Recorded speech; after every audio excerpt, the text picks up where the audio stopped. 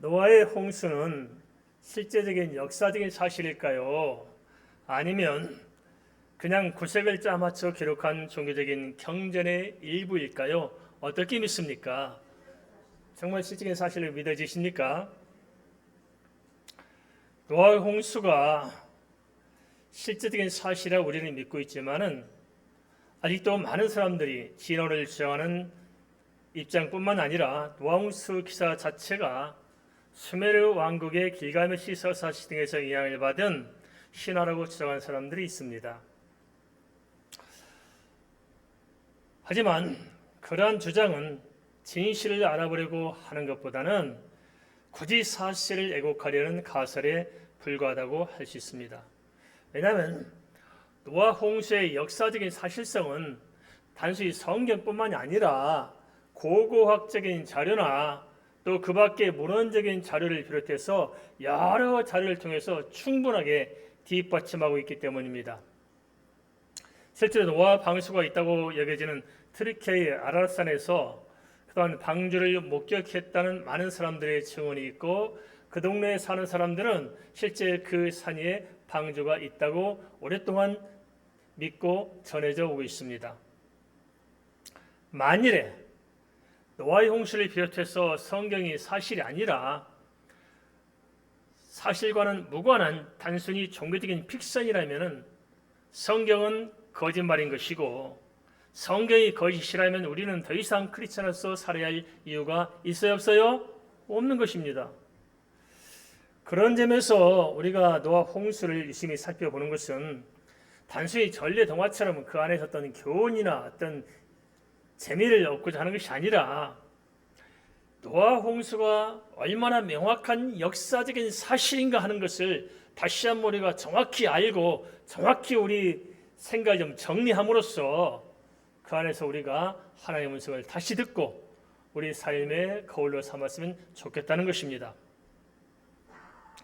노아 시대 홍수 심판은 지금까지 인류 역사 속에서 가장 참혹한 사건으로 하나님을 떠난 인간은 더 이상 사랑의 대상이 아니라 무서운 진노의 대상임을 잘 보여주고 있습니다.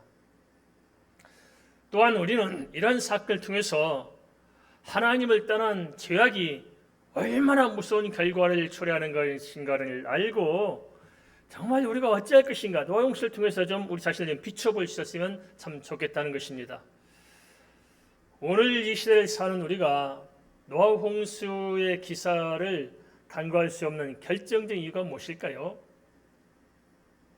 그것은 마태복음 24장 37절과 누가복음 17장 26절에서 언급한 바와 같이 우리에게 주어진 마지막 하나의 사건인데 그 뭐냐면 예수 그리스도의 재림입니다. 이 예수 그리스도의 재림이 다가오는 상황이 무엇과 같냐면 노아 홍수와 똑같이 이렇게 전개될 것이라고 주님께서 직접 말씀해 주셨다는 데 있습니다.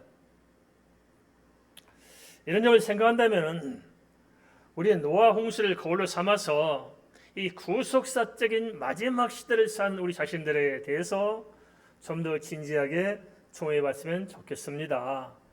우리가 주님이 오시란다고 해서 오시고 오지 말라서 안 오신 게 아니고 주님이 적합한 때 당시 정한 시간에 이렇게 오실 거예요. 문제는 우리가 주님 오실 때 준비되어 있느냐 준비되지 않느냐 하는 것이 참 문제가 아니겠습니까? 그런데 어떤 사람들은 주님이 재림한다는 것에 대해서 별로 그렇게 달가워하지 않는 것 같습니다. 천당 밑에 분당이라고 워낙 잘 사는 사람들은 주님 오신다면 좀 귀찮지 좋겠어요. 히브리서 10장 27절은 믿음을 떠난 심판이 무엇인지 이렇게 경고하고 있습니다. 오직 무서운 마음으로 심판을 기다린 것과 대적하는 자를 태울 맹렬한 불만이 있으리라. 마지막 심판 때는 뭐예요? 맹렬한 불만이 있다는 거예요. 우리는 이것을 막연하게 생각합니다. 우리 현실성과는 전혀 거리가 먼 것으로 단순히 수상적인 개념으로 우리는 받아들인 기향이 없지 않은 것 같습니다. 하지만 다시 생각하게 됩니다. 우리의 신앙이라는 것은 단순히 문화적이거나 또는 종교적이거나 어떤 심리적인 그런 영역이 아니라 엄연한 사실이고 그 사실에 기초해서 우리의 생명과 내 자신의 인생 전체를 좌우하는 영적인 영역임을 우리가 확실히 해야 됩니다. 노아홍수 기사는 그 밑바탕에 인류의 심판과 동시에 구원의 소망과 구원의 길을 제시하고 있습니다. 구체적으로 한번 성경을 통해서 살펴보겠습니다. 먼저 창세기 7장 1절에서 5절을 같이 한번 읽어보겠습니다. 창세기 7장 1절에서 5절입니다. 여호와께서 노아에게 이르시되 너와 내 온 집은 방주로 들어가라.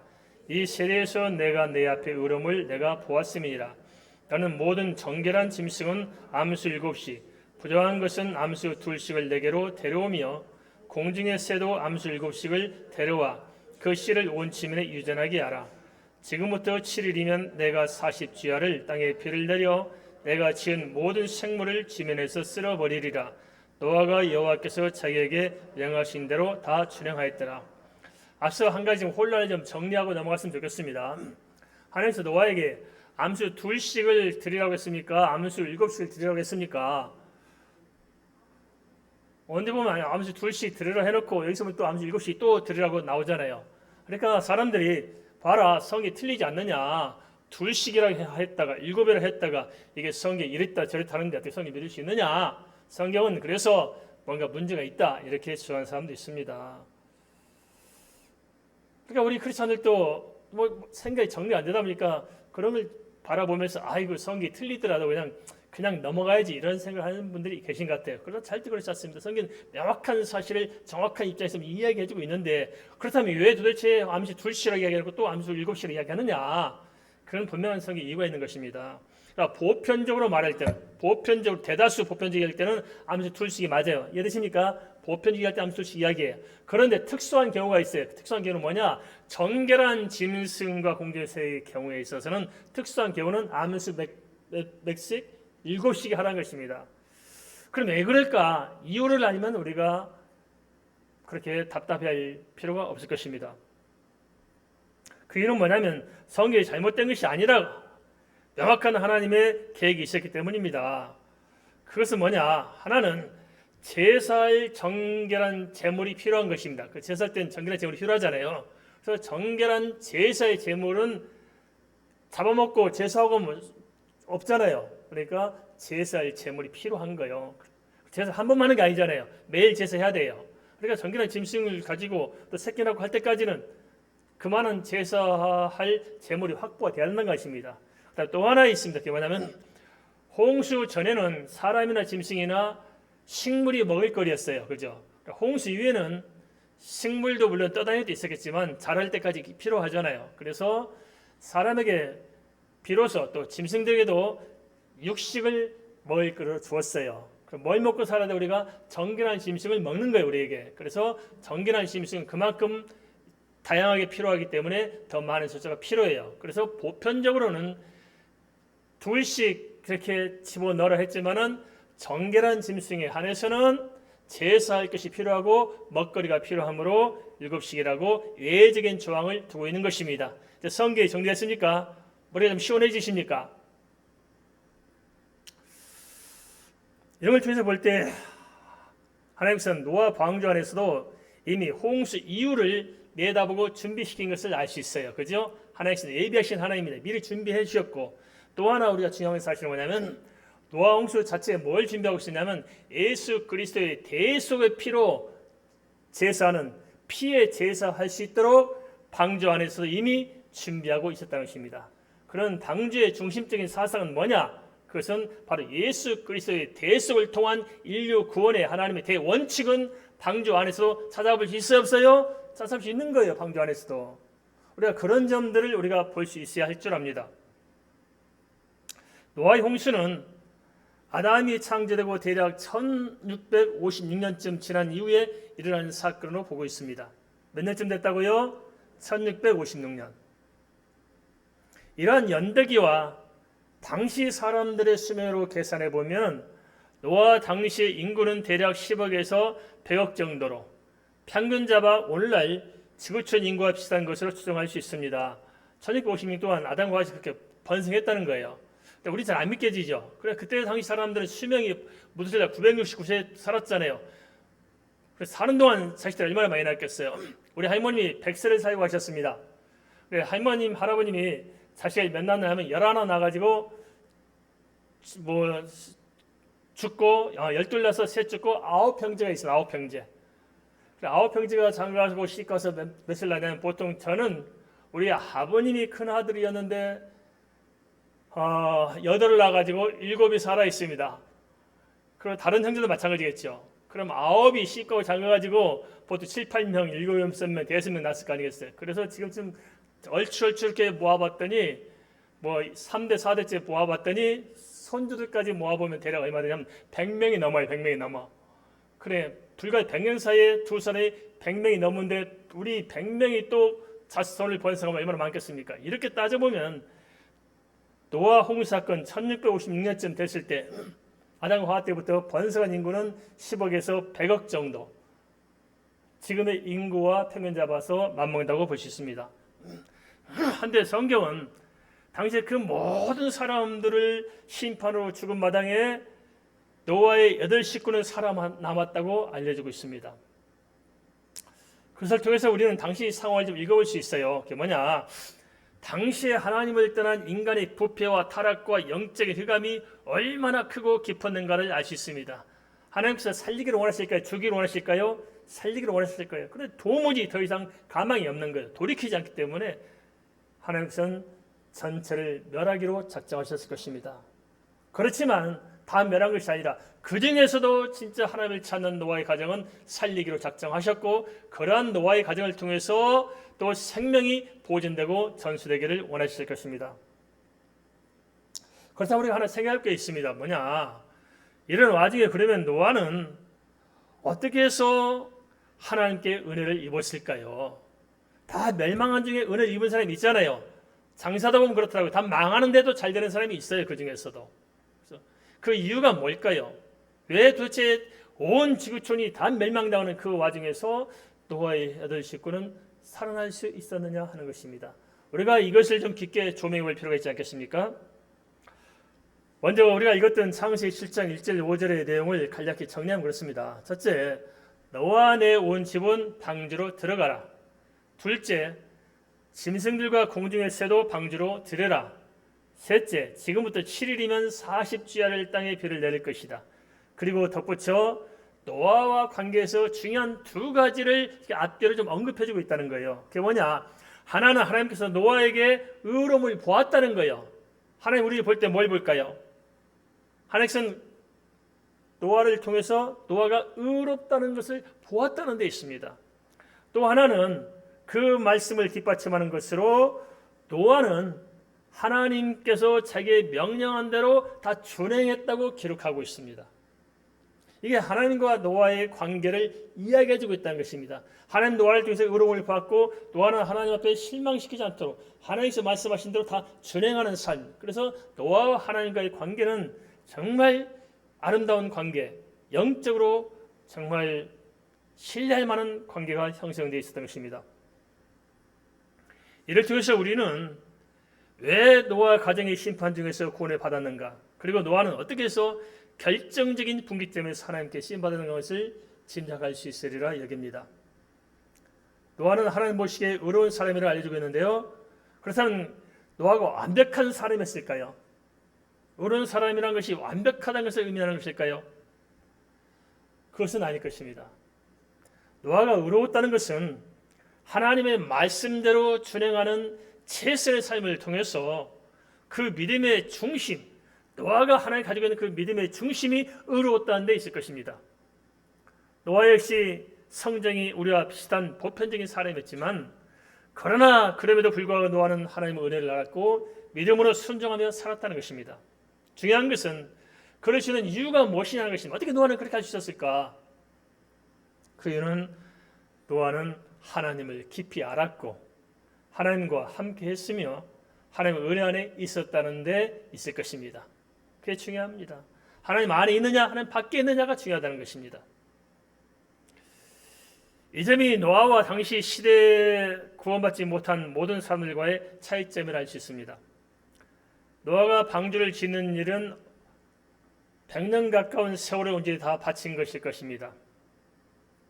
이를 볼 때 노아는 하나님과 온전히 함께한 사람이었음을 알 수 있습니다. 그렇지 않다면 어떻게 그 오랜 세월 동안 그 방주 짓는 일에 내 생애를 다 바쳐서 그 매달릴 수 있었을까요? 하나님께서는 그런 노아를 택해서 인류 역사를 경영하신 것입니다. 이 시대도 마찬가지로 하나님께서는 노아와 같이 그 믿음으로 말미암아 의로운 사람을 택해서 자신의 방주를 지켜 함으로써 구원에 이르게 하실 뿐만 아니라 한 시대적인 사명을 맡기실 줄 믿습니다. 하나님께서는 하나님을 찾는 자들에게 그 믿음에 합당한 은혜를 베풀지 않을까요? 노아의 경우를 보더라도 창세기 6장 13절에서 22절의 기록을 보면 하나님께서는 노아에게 앞으로 될 일들을 알려주셨어요? 알리지 않았어요? 알려주셨어요. 그리고 그 일을 앞두고 방주를 짓는 일과 방주에 태울 짐승들과 먹을 양식 등 모든 것을 세세히 말씀해 주셨습니다. 그래서 정말 하나님에 있는 사람들은 하나님께서 감동하셔서 심판이 아니라 구원의 길로 가도록 주께서 이끌어 주신다는 것입니다. 중요한 것은 우리가 예수 그리스도 안에 있느냐 밖에 있느냐 정말 진정성 있는 믿음 안에 있느냐 아니냐 하는 것이 중요하지 않을까요? 그리고 이어서 창세기 7장 1절에서 5절에서는 홍수 심판 직전에 하나님께서 노아에게 다시 지시하신 행동 지침에 대해서 엿볼 수 있습니다. 이는 하나님과 노아의 관계가 어떤 것인가를 잘 시사해주고 있습니다. 이런 점을 우리가 생각한다면 믿음의 본질이 뭐냐? 그것은 하나님과 나와의 관계가 아닐까요? 도대체 우리 하나님과 어떤 관계를 맺고 있습니까? 진정 노아처럼 하나님 앞에서 온전한 관계를 맺고 있습니까? 우리가 좀 착각해서 빠져나왔으면 좋겠습니다. 다 예수 믿는다고 이야기해요. 그렇지만 믿음의 진정성을 따지고 볼 때는 아닌 경우가 참 많습니다.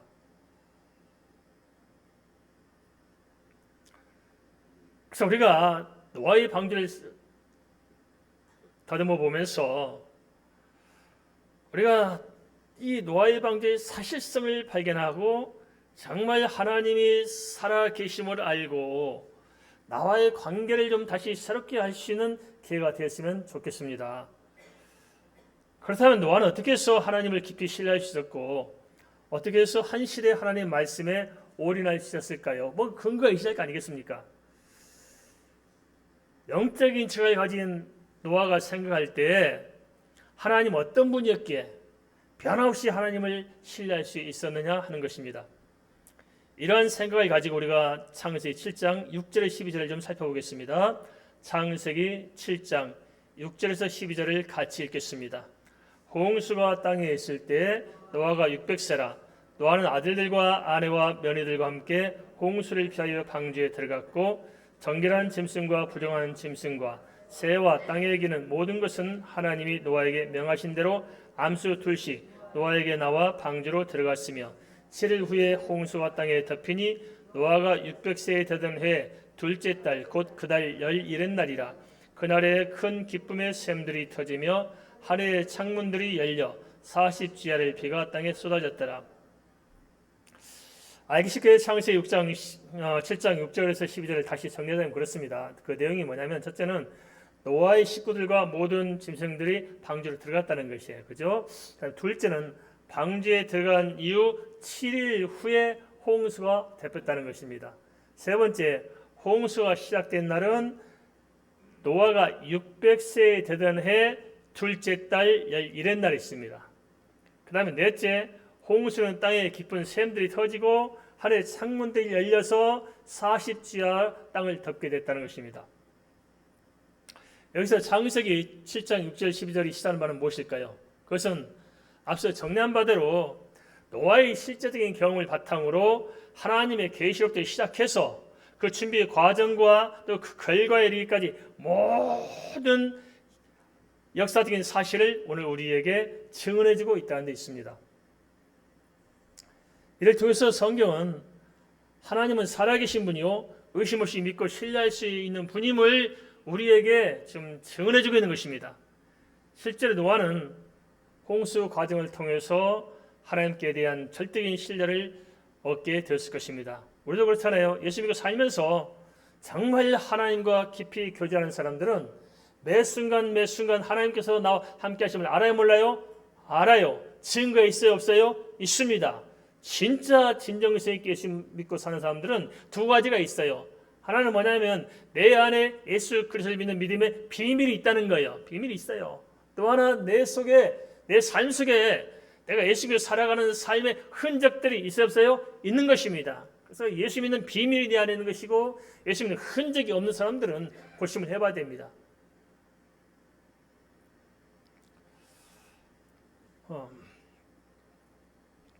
만일에 노아 홍수가 역사적인 사실이 아니라 단순한 신화에 불과하다면 어떻게 이렇게 정확하게 기술할 수 있을까요? 또 노아 홍수가 사실이 아니라면 굳이 이렇게 세세하게 기록할 필요가 없을 것입니다. 성경 노아 홍수의 사실성에 대해서 충분히 납득할 수 있는 근거를 제시하고 있는 것입니다. 구체적으로 살펴보면 그렇습니다. 방주에 들어간 후 일주일이 지나서 홍수가 시작되었습니다. 왜 그렇게 하셨을까요? 그것은 홍수에 적응하고 준비할 수 있는 기간이 필요합니다. 방주는 3층으로 지어져 있습니다. 그리고 각 층마다 칸이 나눠져 있습니다. 그래서 짐승들이 다 들어가도록 호텔식으로 만들어진 거예요. 각 방에 들어가서 살 수 있도록. 왜냐하면 뒤섞여 놓고 전체 통으로 되어 있으면 배가 기울이면 넘어지고 엎어지고 그러잖아요. 그러니까 그걸 다 예방해서 칸으로 다 막아놓고 그리고 3층으로 다 지어졌기 때문에 안정성 있게 방주가 떠다닐 수 있도록 미리 준비해 놓고 일주일이라는 시간을 두어서 하나님께서 그 안에 딱딱 정리해 집어넣고 또 홍수에 적응할 수 있도록 적응 기간을 일주일을 준 것입니다. 그리고 홍수가 시작된 날은 노아가 600세 되던 해 둘째 달 11의 날에 갔습니다. 언제 홍수 시작되었다고요? 노아가 600세 되던 해 둘째 달 11의 날. 왜 이렇게 밝히고 있을까요? 이것은 실제적인 사건이 아니라면 이렇게 밝힐 이유가 없어요. 근데 이 날짜를 굳이 밝힌 이유는 노아의 홍수가 역사적인 실제적 사건으로 일어났다는 것을 증언해주고 있는 것입니다. 우리도 이렇게 어렸을 때 이렇게 동화책을 많이 읽습니다. 그럼 동화책 시작할 때 어떻게 시작하냐면 옛날 옛적에 누가 살았더라 이렇게 나오잖아요. 옛날 옛적에 노아라는 할아버지가 살아가지고 이런 홍수가 있었더라. 만약 실제 사건이 아니면 그렇게 기록됐을 거예요. 그러나 아니에요. 성경은 명확한 사실이기 때문에 명확한 날짜를 제시해서 얼마나 사실적으로 우리에게 지금 증언해주고 있습니까? 한 가지 더 살펴볼 점이 있습니다. 홍수가 쏟아진 40일 동안의 상황에 대한 기록을 좀 우리가 좀 더듬어 볼 필요가 있습니다. 창세기 7장 20절은 홍수 수면의 높이는 높은 산보다 15깁씩 더 높았어요. 우리 메타로 환산하면 가장 높은 산보다도 6m 75cm가 더 높았어요. 6m 75cm라면 높이가 어느 정도 될까요? 우리 예배당이 바닥의 높이가 한 6m 될까요? 6m 못 되죠? 높아도 이게 6m 안 돼. 여기 한 4.5m, 5m밖에 안 될 것 같아요. 이보다 더 높은 거예요. 아파트 한 4층 높이 될까요? 4층 바닥 정도 높이 되겠죠.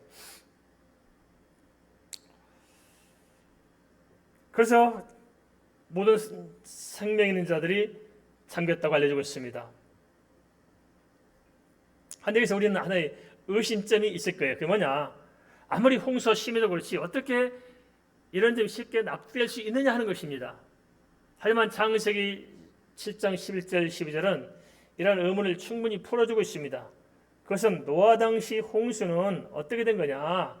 우리 지금 장마가 아무리 몰아쳐도 사실 장마는 어떻게 생깁니까? 우리 공중에 있는 구름에서 비가 옵니다.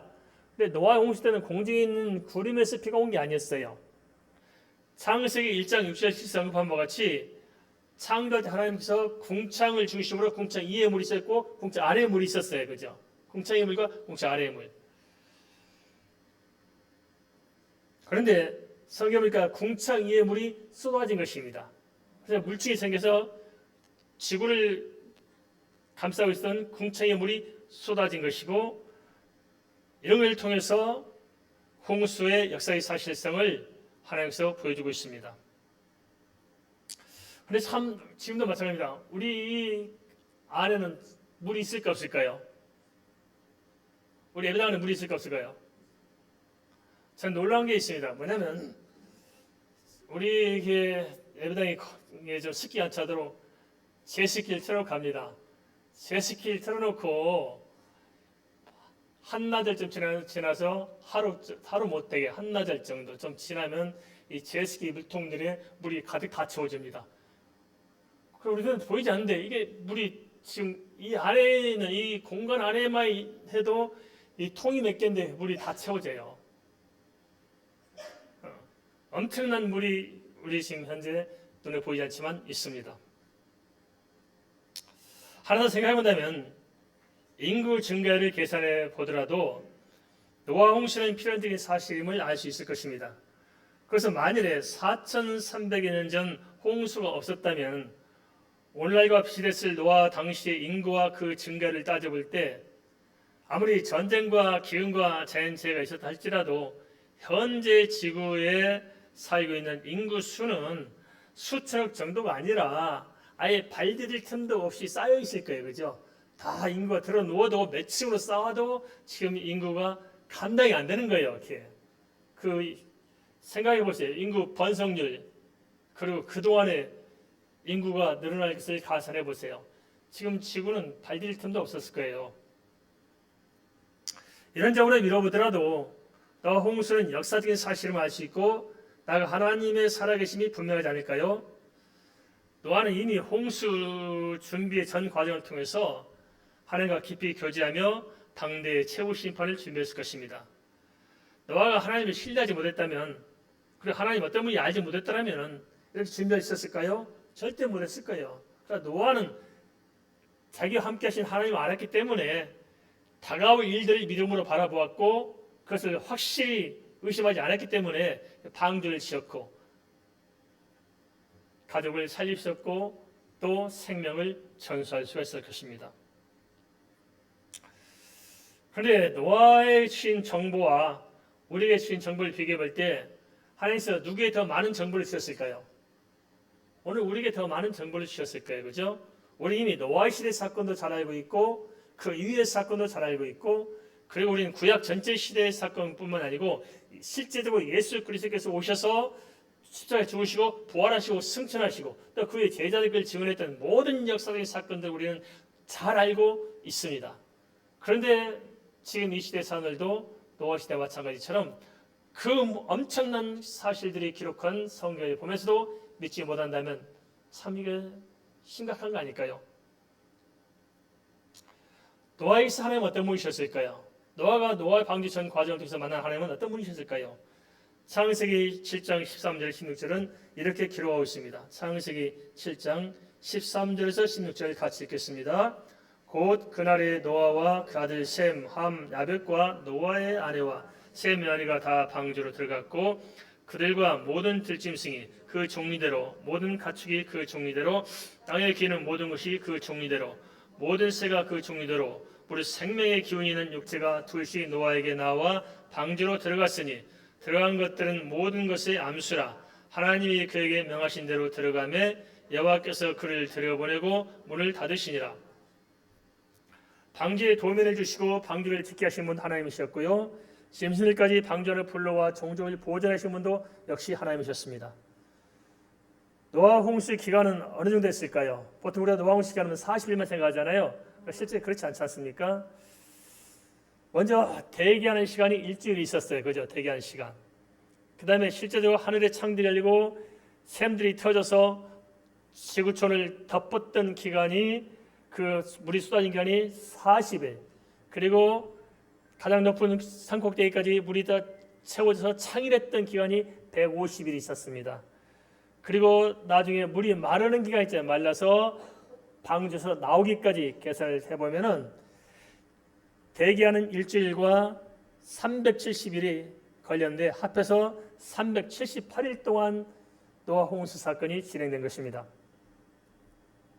한데 당시 모든 사람들은 방주의 문이 닫힐 때까지도 하나님께서 하시고자 하는 일이 무엇인지조차 전혀 알지 못했을 것입니다.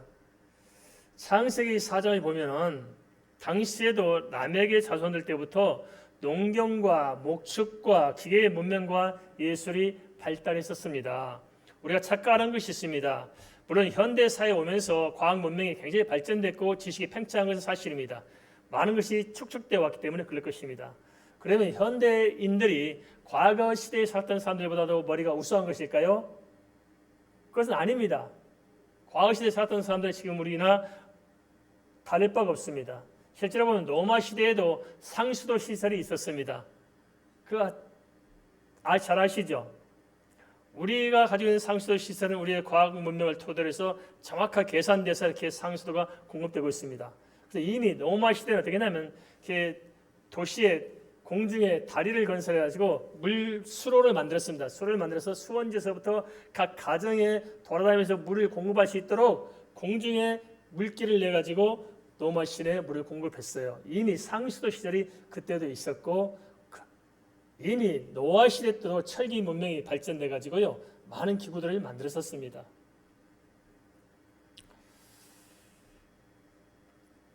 그리고 또 한편을 보면 당시에도 에노스 후손들이 있었습니다. 하나님의 아들들이라고 성경에 나오고 있습니다. 하나님의 아들들을 취하는 에노스 후손들, 시므나오는 크리스찬을 이야기하는 집단들도 당시로 있었을 것입니다. 하지만 문제가 뭐냐? 이들이 다 그냥 하나같이 모두 시가고 장가고 먹고 사는 세상 일에 몰두하면서 뒤섞여 살면서 다 하나님을 잃어버리고 홍수나서 휩쓸려가면서도 그 이조차 몰랐다는 것입니다. 오늘도 그렇지 않을까요? 하나님 믿는 사람들 많이 있어요. 그렇지 않은 사람 많이 있어요. 그렇지만 진정서 있게 하나님께 마음을 두고 살아가는 그리스도가 있느냐? 이건 참 생각해볼 문제가 있어요. 다 믿음이 좋은 줄 알지 않아요? 막 은혜 받았다, 뭐 성령 충만하다, 믿음이 충만하다 해놓고는 세상에 가서는 별짓 다 하고 살면서 그러다 자기가 믿음으로 아주 충만한 사람처럼 생각해요. 그게 믿음이 과연 좋은 것일까요? 노아 시대에 그런 사람들이 대다수였다니까요. 대다수가 아니라 전부 그랬습니다. 노아 가정 빼놓고. 그 당시 다 그렇게 살았어요. 하나님을 찾았어요. 안 찾은 게 아닙니다. 하지만 실제로 하나님 믿었느냐? 안 믿었어요. 하나님의 말씀을 들었느냐? 안 들었어요. 오늘날 시대와 노아 시대가 다를 바가 전혀 없습니다. 한데 안타까운 것은 뭐냐?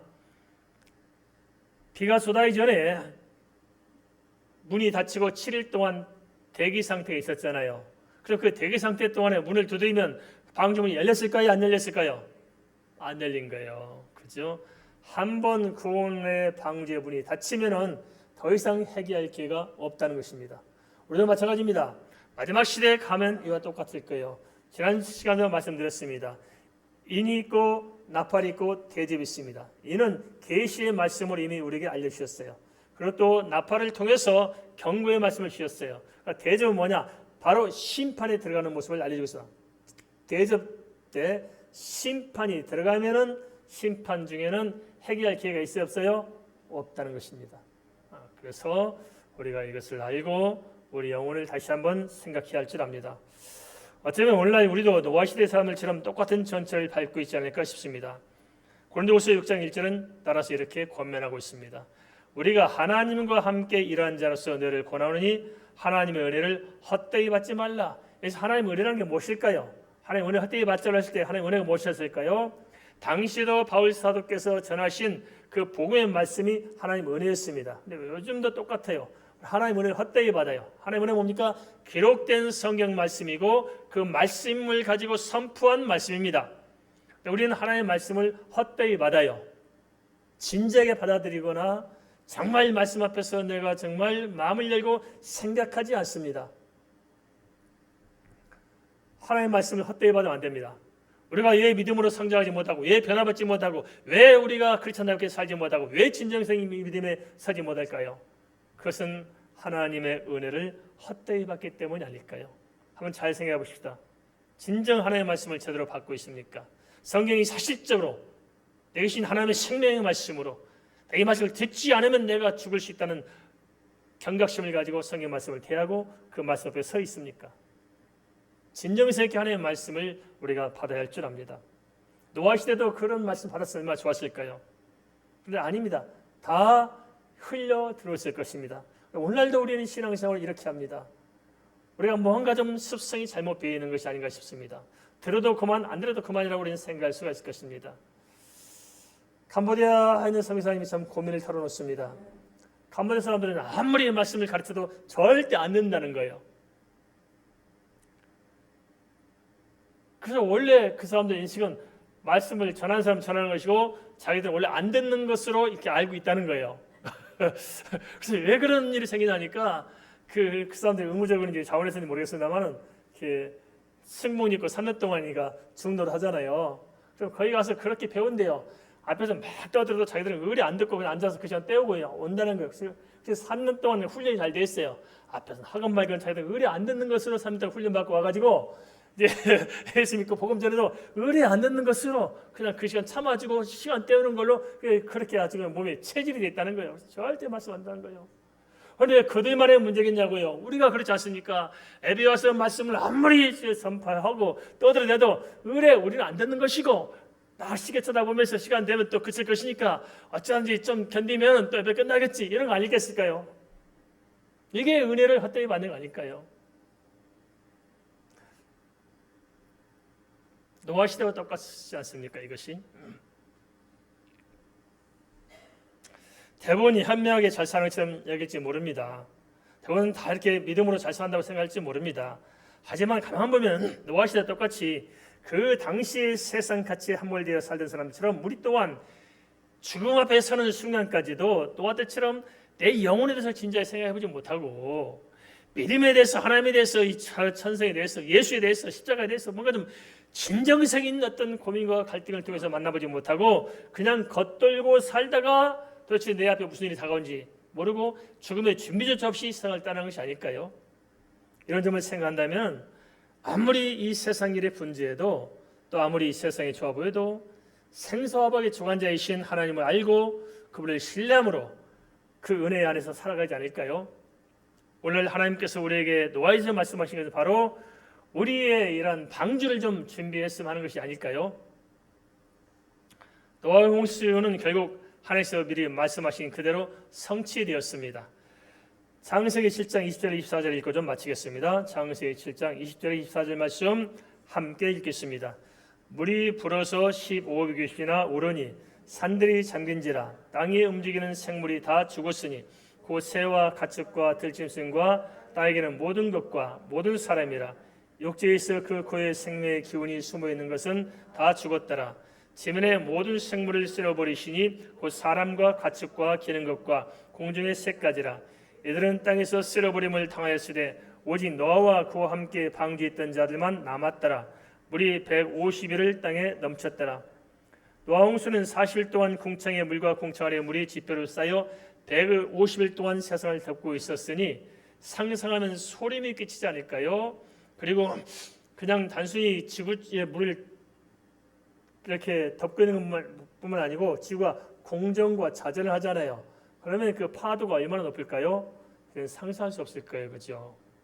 뭐 1m, 2m 파도가 아니고 몇십 미터 파도가 이렇게 휘감았을 거예요.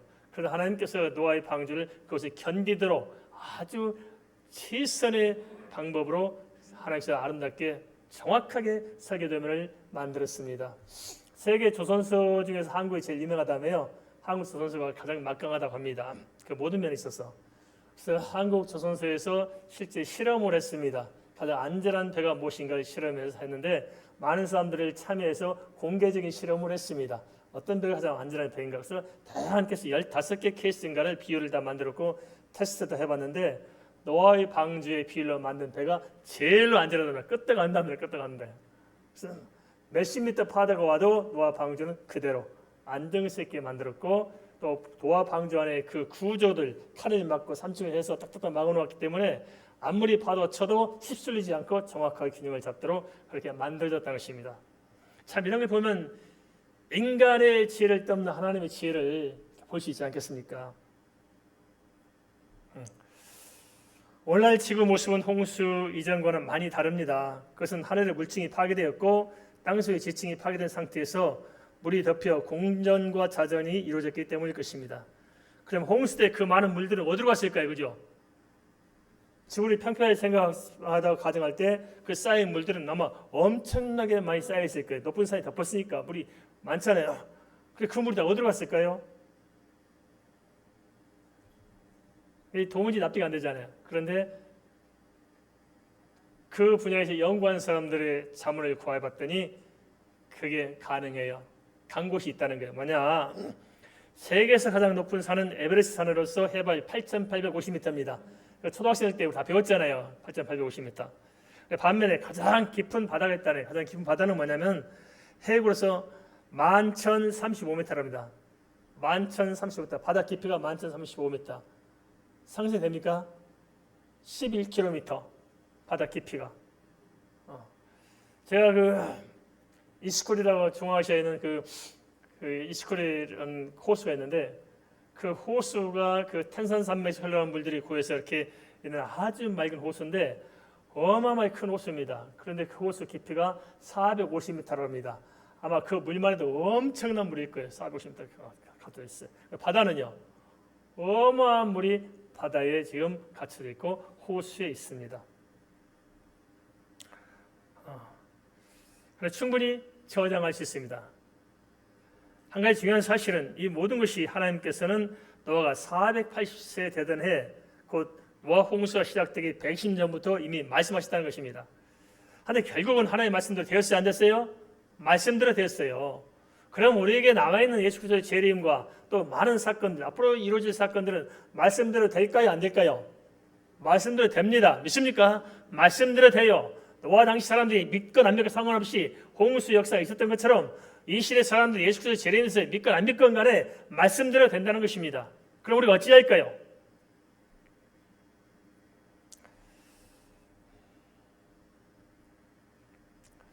앞으로 지구촌에 다가올 심판은 하늘의 물층이 아니라 하늘의 체질이 불에 타서 사라지는 심판이 예정되어 있습니다. 사람들이 인정하든 인정하지 않든 결국 역사는 하나님의 뜻대로 마감될 것입니다. 마태복음 24장 37절에서 39절은 이렇게 기록하고 있습니다. 노아의 때와 같이 인자의 임함도 그러하리라. 홍수의 노아가 방주에 들어가던 날까지 사람들이 먹고 마시고 장가들고 시집가고 있으면서 홍수가 나서 그들을 다 멸하기까지 깨닫지 못하였으니 인자의 임함도 이와 같으리라. 우리도 그렇지 않습니까? 세대적인 어떤 종말뿐만 아니라 우리 개인적인 죽음, 개인적인 종말도 사람들이 준비가 안 돼 있어요. 세상 우리 개인적인 죽음에 대한 준비가 돼야 할 거 아니겠어요, 그죠? 근데 너무 안 하고 살아요. 다 천년만에 살 것 같잖아요. 90 넘어서도 막 돈 가지고 싸우고 난리나 치고 재판하고 그러더라고요.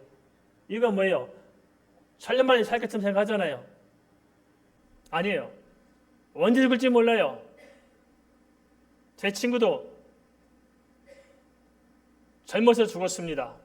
가장 친한 친구였는데 젊어서 죽었어요. 결혼하고 애 하나 낳고 바로 죽었어요. 제가 아는 자매는 대학교 1학년 때 죽었어요. 아버지가 예기관이었는데 대학 1학년 때 왜 죽었냐? 산에 놀러 갔다가 벌레 한 마리 쏘았는데 죽었어요. 사람이라는 게 참 그렇더라고요. 허망하더라고요. 죽는 게 참 허망해요.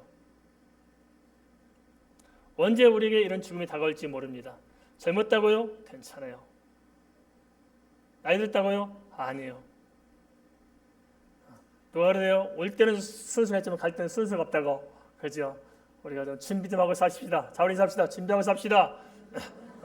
최소한 하나님의 말씀, 그 은혜를 우리가 소홀히 여기지 말고 주의 말씀 앞에서 영혼을 좀 진지하게 생각하고 노아 홍수를 통해서 내가 이 시대를 어떻게 살아야 할까 알고 내 영혼에 좀 더 우리가 좀 관심을 가지고 준비하고 최소한 이 중요한 문제만큼은 해결하고 사시기를 주의 이름으로 축원을 드립니다.